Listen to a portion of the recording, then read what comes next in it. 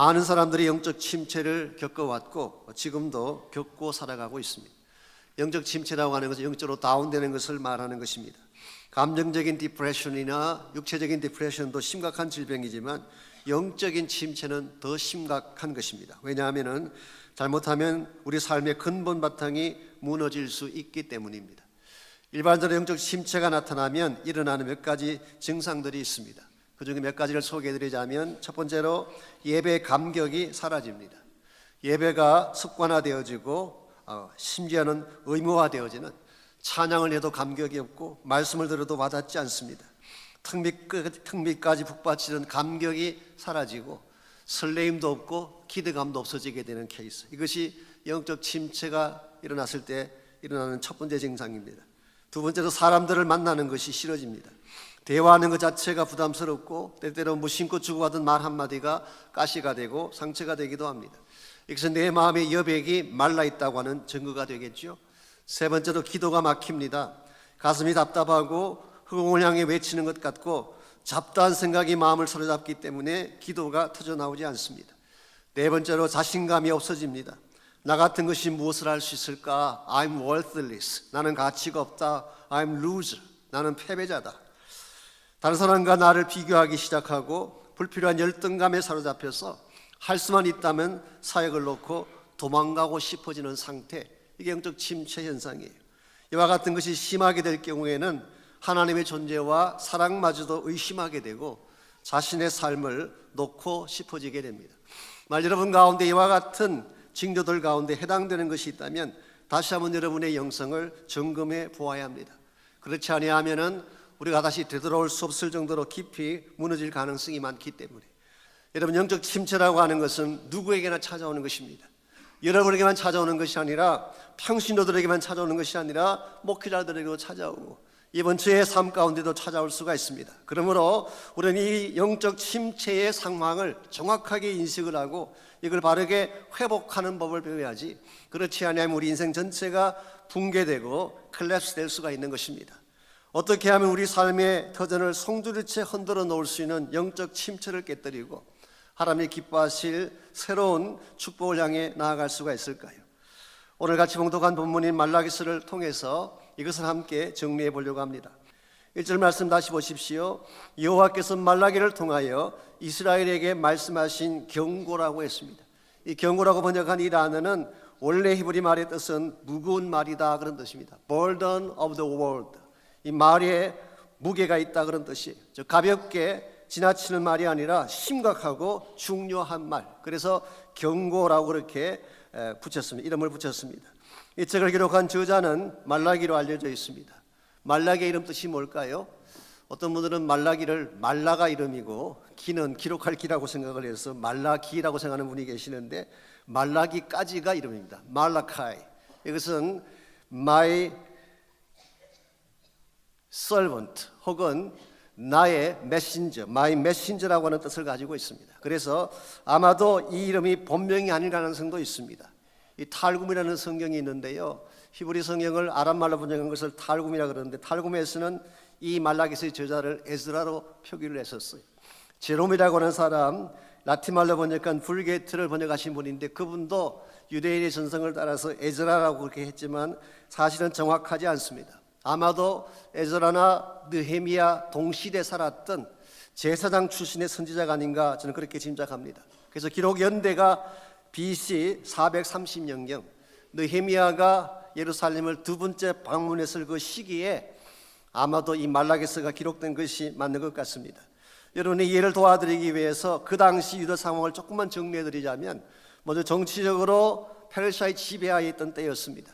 페르시아는 다른 민족에 비해서 비교적 마일드한 정책을 쓰긴 했지만 여전히 식민지였고 압제와 눌림 속에 살았던 시절이었습니다.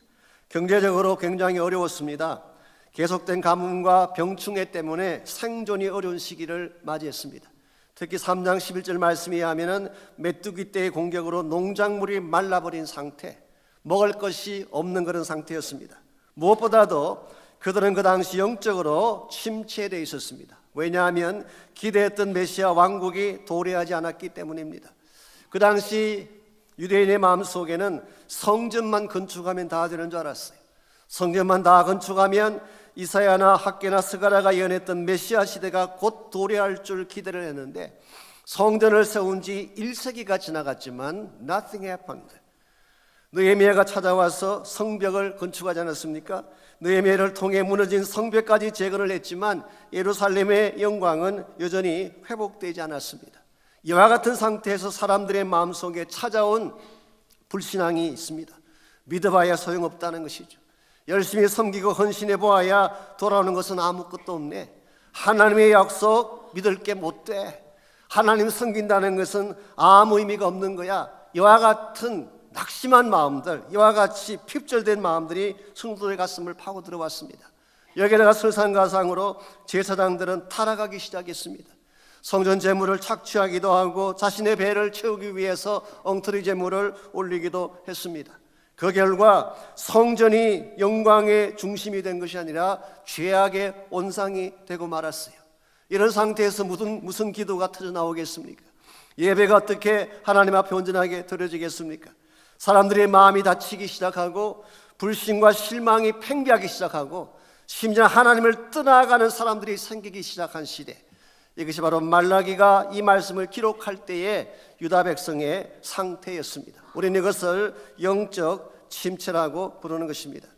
오늘 여러분과 저의 삶에는 이와 같은 상태가 없을까요? 오늘 한국 교회 상황에는 이런 케이스가 없을까요? 저는 분명히 있다고 생각합니다. 답답함이 있습니다. 막힘이 있습니다. 메말라가는 영성의 고갈을 누구도 부인할 수 없을 것입니다. 기도는 하고 싶은데 터져나오지 않고, 찬양은 부르고 싶은데 가슴은 말라져 버렸고, 여러분 숫자에 대한 이야기가 아닙니다. 영성의 근본 파운데이션이 붕괴되고 무너지는 위기. 만일 여러분과 제가 이와 같은 영적 침체를 방관한 채 내버려 두게 된다면 한국 교회든 우리 개인이든 다시 일어서지 못할 가능성도 있습니다. 이런 의미에서 어떻게 하면 우리 앞에 불어닥친 이 침체의 벽을 깨뜨리고 하나님 우리에게 주기를 정말 원하시는 참된 영광을 향해 나아갈 수 있을지, 어떻게 하면 이와 같은 침체를 깨뜨릴 수가 있을까? 이것을 말라기서 전체가 다루고 있고 말라기서에는 이것을 위해 6편의 설교가 기록되어져 있습니다. 오늘 함께 나누기를 원하는 것은 그 중에 첫 번째 설교, 제가 영적 각성의 첫 단추라고 부르는 이유는 6개 설교 중에 제일 첫 번째 그 가능성을 여는 단추이기 때문에 영적 각성의 첫 단추라고 불렀습니다. 이 하나님 앞에 나아가는, 즉 막혀있는 하나님과의 관계에서 막혀있는 이것을 여는 첫 번째 단추가 뭘까요? 그것은 바로 하나님 사랑으로 돌아가는 것입니다. 여러분과 제가 하나님의 사랑으로 돌아갈 때에 회복의 문도 열리게 되고 새로운 가능성도 주어지는 것입니다. 우리 크리스찬 삶의 핵심은 하나님과 사랑의 관계성입니다. 관계성이 막히면 다른 걸 다 해도 다 막히는 것입니다. 그러나 관계성이 열리게 되면 그때부터 회복이 시작되고 부흥이 시작되는 것이죠. 이런 면에서 오늘 우리가 물어야 될 질문은 어떻게 하면 우리가 다시 하나님의 사랑으로 돌아가서 하나님과의 만남을 새롭게 하고 주님이 주기를 원하시는 진정한 회복을 누릴 수 있는지, 오늘 본문을 보시면은 우리가 하나님 사랑으로 돌아가는 데 필요한 3가지 요소가 오늘 본문에 소개되어 있습니다. 제일 첫 번째가 사랑의 본질을 아는 것입니다. 우리가 하나님 사랑으로 돌아가려면 하나님 사랑의 본질이 무엇인지를 알아야 되지 않겠습니까? 그래서 우리가 첫 번째 비결이 하나님 사랑의 본질을 아는 것. 2절 말씀 보겠습니다. 여호와께서 이르시되 내가 너희를 사랑하였노라 하나. 자, 우리말 번역에 사랑하였노라고 번역했는데 히브리 말로 아하브라고 하는 단어입니다. 아하브라는 이 히브리 말을 70인역, 히브리 말 구약을 헬라말로 번역한 것을 70인역 그러는데 70인역에서는 아가페라고 번역을 했어요. 그러므로 우리가 흔히 말하는 무조건적인 하나님의 사랑을 예표하고 있습니다. 즉 하나님께서 내가 너희들을 아가페로 사랑했다 그렇게 말씀하셨는데 이와 같은 하나님의 말씀에 대한 그들의 반응이 무엇이었나요? 주께서 어떻게 우리를 사랑하였나이까 하는도다. 여기에서 그 당시 유다 백성이 가지고 있던 선뿌리를 느낄 수 있습니다. 하나님에 대한 불신앙과 원망을 읽어볼 수가 있습니다. 아니 하나님 우리를 사랑하셨다고요? 언제 어떻게 사랑하시는데요? 하나님 우리를 사랑하셨다는데 지금 우리가 겪고 있는 현실은 무엇입니까? 과연 이것이 하나님이 말씀하시는 사랑의 본질이냐고 되묻는 것입니다.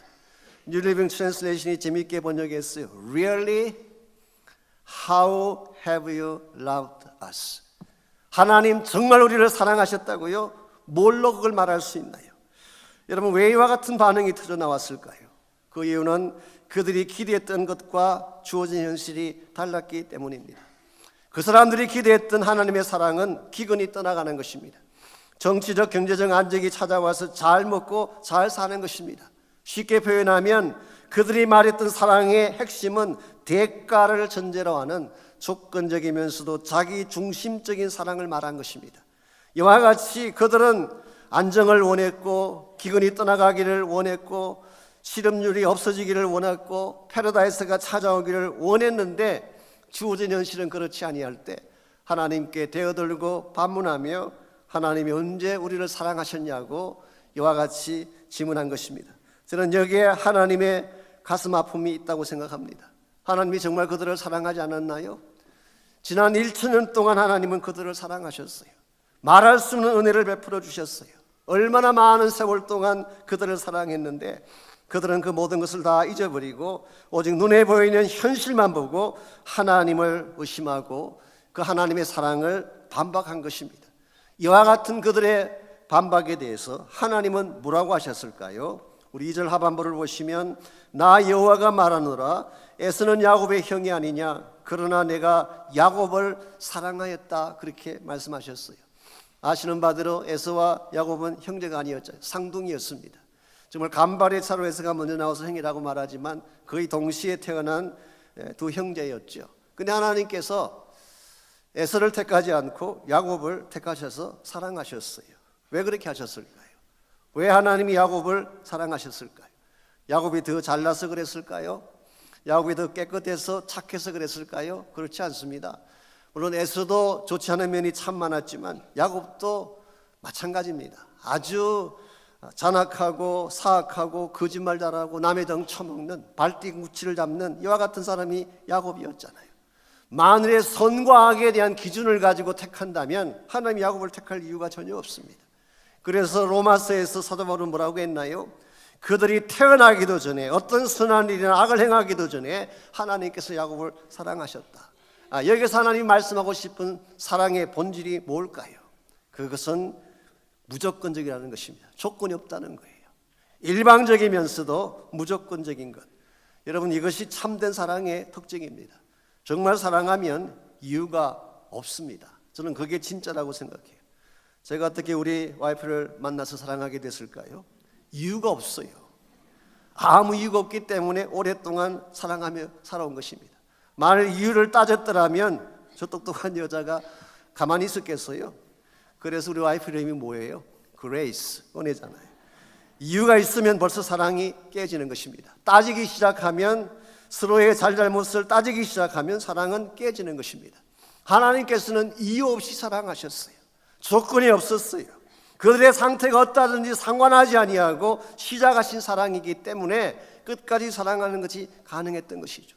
솔직히 말씀드려서 이스라엘 백성 여기까지 온 것이 누구 때문이었나요? 하나님 은혜 때문 아니었습니까? 누가 애굽에서 그들을 나오게 했나요? 하나님께서 나오게 하셨어요. 하나님이 일방적으로 선택하시고 어린 양의 피를 흘려가시며 그들을 출애굽시켰습니다. 광야 40년을 통과할 때에 누가 먹여 살렸나요? 하나님께서 먹여 살리셨어요. 가나안 땅에 들어오게 하고 왕국을 세우게 하고 그들을 번성하게 한 것이 누구였습니까? 하나님이셨어요. 뿐만 아니라 그들의 죄악으로 말미암아 나라가 망하고 바벨론의 포로로 끌려갔었지만 그들을 건져내어서 다시 이 땅으로 돌아오게 하신 분이 누구였어요? 하나님이 하신 것입니다. 이와 같이 지난 1,000년 세월 동안 그들을 도와주고 축복하고 이끌어 주시는 은혜가 넘쳐남에도 불구하고 그들은 그 모든 것은 다 잊어버리고 지금 자신들의 기대와 어긋난 현실이 주어졌다고 해서 당신의 사랑이 어딨냐고 되어들고 있습니다. 이와 같은 것을 우리가 뭐라고 부르는지 아세요? 배은망덕이라고 부릅니다. 사랑을 주었지만 은혜를 주었지만 그것을 배신하고 엉뚱한 소리하는 케이스, 이게 배은망덕이에요. 내가 베푼 것만 생각하지 내가 받은 것은 생각하지 않는 나의 중심적으로 은혜를 디파인하기 때문에 실제로는 은혜에 대한 인식도 없고 감격도 없는 것입니다. 그러나 하나님의 사랑은 다릅니다. 따지지 않습니다. 조건이 없습니다. 자신의 모든 것을 다 쏟아 부어주고도 더 주시고 싶어하는 것이 하나님 사랑의 본질이에요. 그래서 하나님이 예수님 보내신 것입니다. 그래서 십자가 처형당하게 하신 것입니다. 정말 아무런 가치가 없는 여러분과 저에게 생명을 주시기 위해 하나님은 십자가 사랑을 보여주셨어요. 이 십자가 사랑이라고 하는 정말 거대한 무조건적인 하나님이 아니면 하실 수 있는 이 사랑 앞에 우리가 무슨 반발할 말들이 있겠어요? 오늘 우리의 삶이 잘 되건 못 되건, 내가 원하는 대로 모든 것이 이루어지건 이루어지지 아니하건 우리 이 사랑의 본질을 깨달아야지 하나님 앞으로 돌아갈 수가 있습니다. 혹시 여러분 가운데 언제부턴가 십자가의 감격이 식어져 가고 내 마음속에 하나님 향한 찬양이 식어가는 분이 혹시 있다면 하나님께 마음을 열고 그 첫사랑을 부어달라고 기도하시기 바랍니다. 이 사랑이 회복되어져야지 우리 삶의 모든 것들도 회복될 수가 있기 때문에, 그래서 우리가 하나님께로 돌아가려면 1차적으로는 하나님 사랑의 본질을 알아야 됩니다. 그러나 그것만으로 충분하지 않습니다. 사랑의 능력을 믿어야 됩니다. 하나님의 사랑은 단순한 개념이 아닙니다. 하나님의 사랑은 우리가 흔히 말하는 필링이나 로맨틱한 그런 감정이 아니에요. 하나님의 사랑은 실제적이고 파워가 있어요. 힘이 있는 것입니다. 그래서 하나님의 사랑이 가진 능력이 어떤 것인지를 바로 알 때 우리는 어떤 두려운 상황에서도 그것을 딛고 일어설 수가 있는 것입니다. 그래서 오늘 말씀 3절과 4절을 보면은 하나님께서 그동안 유다를 못살게 굴었던 유다의 일종의 원수입니다. 에돔을 어떻게 다루실지에 대해서 3절과 4절이 기록하고 있습니다. 에돔이라고 하는 것은 원래 에서의 별명이었죠. 사실은 에서의 이름과 에돔은 같은 것입니다. 에서의 몸이 붉었기 때문에 그것을 표현하기 위해서 붉다는 뜻을 가진 에돔이라고 부르기 시작했는데요. 근데 에서의 후손은 에돔이라고 부릅니다. 그래서 에돔아이트. 그래서 오늘 본문에 나오는 에돔은 바로 에서의 후손을 말하는 것인데, 성경에 보게 되면 에돔 사람들은 사해 동남쪽에 있는 세일산을 중심으로 큰 민족을 이루고 살고 있었습니다. 근데 오늘 보면 3절과 4절을 보시면 다른 민족과는 달리 에돔에 대해서는 하나님의 진노하심이 좀 심각해요. harsh합니다. 3절에 보시면은 그의 산들을 황폐하게 하고 산업을 이리에게 넘기겠다고 말씀하시고, 4절에 보니까 그들이 다시 황폐한 곳을 사흘이라고 일으키려고 할지라도 나는 헐어버릴 것이다. 사람들이 그들을 일컬어 악한 지역이라 할 것이요 여호와의 영원한 진노를 받은 백성이라 할 것이다. 다른 민족과 비교할 때에 좀 심할 정도의 이와 같은 심판을 말씀하십니다. 실제로 여러분께서 이사야 34장을 보시게 되면 이 에돔 지역을 하나님께서 미래의 대심판의 장소로 정하셨어요. 에스겔 25장에 보게 되면 에돔 사람들을 치는 것을 원수 갚는 것이다, 그렇게 표현한 것을 볼 수가 있습니다. 도대체 이스라엘 백성과 에돔이 어떤 관계이길래 에돔에 대해서 이처럼 좀 심할 정도의 심판을 하나님 말씀하시는 것일까?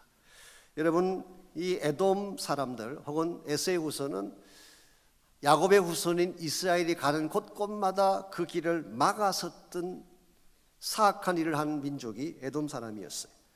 출애굽할 때에 이스라엘 민족이 가나안 땅으로 들어가려고 할 때에 민수기 20장에 보게 되면 에돔 사람들이 그 길을 막았어요. 즉 야곱의 후손이 다시 본 땅으로 돌아오는 것을 차단시키기를 원했던 민족. 나중에 왕정 시대가 돌아왔을 때도 성경의 기록을 보면은 끊임없이 유다를 배신하고 괴롭혔던 사람들이 에돔 사람. 그러나 보다 더 결정적인 것은 바벨론의 느부갓네살 왕이 유다 왕국을 침공할 때에 바벨론보다 앞장서서 유다를 침공하고 예루살렘을 쳤던 사람들이 바로 에돔 사람들이었어요. 사실 따지고 보자면은 에돔과 야곱의 후손인 이스라엘은 어쨌든 형제간 아닙니까? 피를 나눈 민족 아닙니까? 그런데 형제가 바벨론 사람들에 의해서 무너지는 상황인데 형제 등의 비수를 꽂는 이런 일을 한 것이 에돔 사람. 그래서 유다 민족은 they never forget it. 절대 이것을 잊을 수가 없는 케이스가 된 거예요. 여기서 한 걸음 더 나아가서 유다 민족이 멸망을 하고 많은 사람들이 포로로 끌려갔을 때에 그 남은 땅에 에돔 사람들이 들어와서 생활을 했습니다. 그래서 에돔 사람들과 유다에 남아있던 사람들 사이에 혼혈 족속이 생기기 시작했는데 그 혼혈 쪽을 성경은 이두메인이라고 부르고 있습니다. 그래서 여러분이 성경을 읽으시다가 혹은 어떤 성경 지리를 공부하시던 중에 이두메인이 나오면은 바로 에돔과 이 유다의 혼혈 쪽이라는 것을 기억하시면 되겠어요. 자, 이 이두메인 가운데에 나중에 아주 유명한 왕이 한 사람 나옵니다. 그 왕의 이름이 바로 헤롯 대왕이었어요. 헤롯 the Great. 그러므로 헤롯 대왕은 순수한 유대인이 아니라 사실 에돔의 피가 섞인 혼혈 쪽이었죠. 이 헤롯이 무슨 일을 했나요? 예수님께서 탄생하실 때에 2살 이하의 어린아이들을 다 죽이는 사악한 일을 했었어요. 여러분, 독재자들이나 포악한 왕들이 정복지를 아주 탄압하고 악질로 하는 것 얼마든지 볼 수가 있지만 그래도 아무리 악하다고 하더라도 어린아이들까지 살해하지는 않습니다. 아이들을 살해한다는 건 아무나 할 수 있는 게 아니에요. 이것은 저야말로 Satanic Spirit, 사탄적인 그 정신이 없이는 절대로 할 수 없는 그런 것이 아이를 죽이는 것인데 헤롯이 바로 어린아이들을 살해하는 일을 했었어요. 왜 이와 같이 잔혹한 일을 했을까요? 오실 메시아를 제거하기 위해 한 것입니다. 그래서 에돔이라는 이 족속은 단순한 이방인이 아니라 바로 사탄의 예표라고 보면 좋습니다. 메시아께서 오심을 대적하는 영적인 대적자, 이스라엘 민족의 건설을 방해하기를 원했던 이스라엘의 대적자가 에돔인 것입니다. 그래서 하나님께서는 에돔 족속을 그냥 다루지 않고 원수로 간주를 했고 이스라엘 민족의 가슴에 비수를 꽂았던 이 에돔을 하나님이 반드시 징벌하리라 말씀하신 것입니다. 저는 여기에 하나님 사랑에 또 다른 한 면이 있다고 생각합니다. 하나님의 사랑은 말로만 하는 사랑이 아니라 개념적이고 추상적인 혹은 로맨틱한 필링에 불과한 것이 아니라 하나님의 사랑은 실제적인 파워를 가지고 있다는 거예요. 하나님은 사랑하는 백성이, 하나님의 사랑하는 자녀가 악한 자에게 당하고 있을 때에 보고만 있는 사람, 보고만 있는 분이 아니라 달려가서 건져내시고 자기 백성을 디펜드하고 자기 백성의 모든 원수를 갚아주는 파워를 가지고 있는 하나님의 사랑. 오늘 우리가 이 하나님의 사랑의 능력을 신뢰하고 믿을 때에 우리 삶 가운데 어떤 문제가 찾아와도 그걸 넘어설 수가 있는 것입니다. 여러분이 정말 위기 가운데 있을 때 여러분을 건져낼 수 있는 파워가 어디 있을까요? 인간에게 있지 않습니다. 사람들에게 있지 않습니다. 하나님께 있는 거예요. 하나님, 여러분이 힘든 일을 당하시고 위기 가운데 처할 때 보고만 있지 않고 달려오세요. 그리고 여러분에게 적절한 조치를 취해 주시고 여러분을 건져내 주시는 하나님, 이게 바로 하나님 사랑의 또 다른 측면이라고 할 수가 있습니다. 우리가 이 사랑을 알 때에 설사 내 삶이 막히고 어려워도 다시 일어설 수가 있는 것이죠. 여러분, 하나님의 사랑에는 파워가 있습니다. 어떤 절망도 이겨낼 수 있는 힘이 그 사랑에 있어요. 어떠한 아픔까지도 극복해낼 수 있는 힘이 하나님 사랑에 있기 때문에 여러분이 어려운 일을 당할 때 홀로 고통당한다 생각하지 마십시오. 하나님께 부르짖으면 반드시 다가오셔서 건져 주실 것이기 때문에, 도와주시고 회복하시는 힘이 하나님 사랑에 있기 때문에, 이런 의미에서 우리가 정말 하나님께로 돌아가려면 하나님 사랑의 근본 본질도 알아야 되지만 하나님 사랑의 능력이 얼마나 파워풀한지를 알아야 됩니다. 그러나 이 두 가지만으로 충분하지 않습니다. 마지막 또 한 가지가 더 필요한데 그것은 우리의 시각이 달라지는 것입니다. 즉 거시적인 안목으로 하나님의 영광을 바라볼 수 있을 때 그때 우리가 하나님 앞으로 돌아올 수가 있습니다. 5절 말씀 보십시오. 너희는 눈으로 보고 이르기를 여호와께서는 이스라엘 지역 밖에서도 크시다 하리다. 지금까지 이스라엘 백성은 하나님의 위대하심을 알긴 알았지만 하나님의 위대하심이 이스라엘 지경 안에만 있는 줄 알았어요. 그런데 오늘 성경은 말하기를 언젠가 때가 되면 너희 눈으로 직접 보고 외치게 될 날이 오는데 그 외침이 뭐냐? 하나님의 위대하심, the greatness of the Lord. 하나님의 위대하심이 far beyond the borders of Israel. 이스라엘의 지경보다 훨씬 넘어선 곳에 있게 될 것이다. 이게 무엇에 대한 예고일까요? 이것은 바로 장차 메시아께서 오시게 되면 메시아께서 이룩하실 하나님 나라에 대한 비전을 말씀하신 것입니다. 지금 이 본문에 나오는 유다 민족이 마음이 상하고 낙심하고 침체됐던 이유가 뭔가요? 그들은 근시안적으로 상황을 본 것입니다. 지금 당장 내 눈앞에 먹고 살 것과 당장 누릴 축복만 보았기 때문에 그것이 이루어지지 않는다고 실망하고 그것이 나에게 주어지지 않는다고 하나님의 사랑을 거부했는데, 하나님은 그들에게 더 크고 아름다운 비전을 준비하시고 보여주시겠다는 거예요. 때가 차면 메시아께서 오시고, 메시아께서 오시게 되면 이스라엘 지경 밖에서도 위대한 일을 행하실 하나님의 나라가 복음 때문에 펼쳐지게 될 아름다운 그 꿈을 오늘 본문을 통해 그들에게 제시하고 있는 것이죠. 오늘 여러분과 제가 이 비전을 볼 수 있을 때에 현재 주어진 고난을 넘어설 수 있게 되고 고난에도 불구하고 앞을 향해 달려가게 되는 것입니다. 오늘 이 시대를 사는 많은 청년들이 힘들어하고 아파하고 있습니다. 당장 직장도 없고 먹고 살 것이 없고 미래가 불투명하기 때문에, 물론 그것도 현실적인 이유이고 합당한 이유이긴 하지만 제 개인 생각으로는 좀 아쉬워요. 사실 청년들이 지금 먹고 사는 것 때문에 낙심할 때가 아닙니다. 청년들이 정말 일어나지 못하는 이유는 헌들 깃발이 없기 때문이에요. 나의 전부를 들여도 아깝지 아니할 삶의 비전이 없기 때문에, 내가 왜 살아야 되는지에 대한 이유가 분명하지 않기 때문에 먹는 것 때문에 무너지고 직장 때문에 무너지는 것이지, 진정한 차원의 비전을 소유하고 있다면 주어진 현실이 조금 척박해도 넘어설 수가 있는 것이죠. 이런 면에서 여러분이나 저나 젊은이나 연세가 드신 분이나 하나님 우리에게 부어주기를 원하시는 참된 비전을 보아야지. 이게 바로 거시적인 안목에서 하나님 나라를 보는 것입니다. 그래야지 우리 삶이 회복이 가능하고 설사 현실이 나를 속이고 아픔을 안겨주어도 그것을 넘어서게 되는 것입니다. 사랑하는 자매 여러분, 키는 하나님 사랑입니다.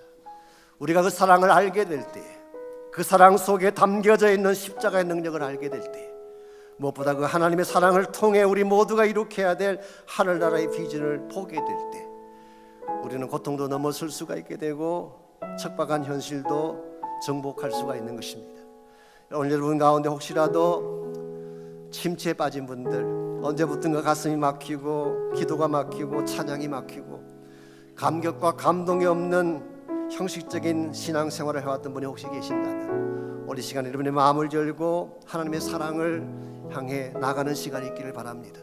그 사랑을 다시 한번 부어달라고 기도하시고 그 사랑으로 변화되게 해달라고 기도하시고 그 사랑의 능력과 은혜 가운데 살 수 있도록 여러분 자신을 드리면서 함께 기도하는 시간이 있기를 바랍니다. 또한 기도할 때에 혹시 여러분 가운데에 십자가의 능력이 필요한 분이 계신다면 기도할 때 그 능력을 붙잡고 기도하십시오. 여러분의 삶의 현장 속에 하나님이 개입하시고 도와주셔서 그 하나님 사랑의 파워로 가정을 변화시키고 삶을 변화시키고 불가능하게 보였던 상황들을 반전시켜 주시도록 여러분 믿음으로 선포하며 기도하시기를 바랍니다.